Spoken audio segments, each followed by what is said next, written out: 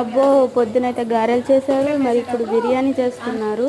First oil heat ఎక్కాక ఉల్లిపాయలు, పచ్చిమిరపకాయలు, టమాటాలు వేసుకున్న తర్వాత బిర్యానీ దినుసులు అయితే వేసుకోవాలి. ఫస్ట్ అవన్నీ ఒక ప్లేట్లో తీసుకొని నెక్స్ట్ మనం అవి వేగాక దాంట్లో వేసుకోవాలన్నమాట.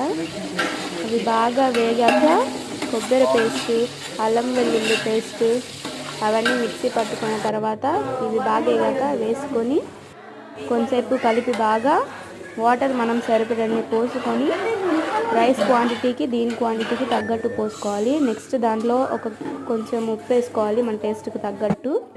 నెక్స్ట్ మనం నానబెట్టుకున్న రైస్ అయితే వేసుకోవాలన్నమాట. ఆ రైస్ వేసుకొని కొంచెంసేపు మిక్స్ చేశాక ప్లేట్ వేసి ఒక 5 minutes ఉంచాలన్నమాట. కరెక్ట్గా చూసి వేసుకోవాలి వాటర్ అవి.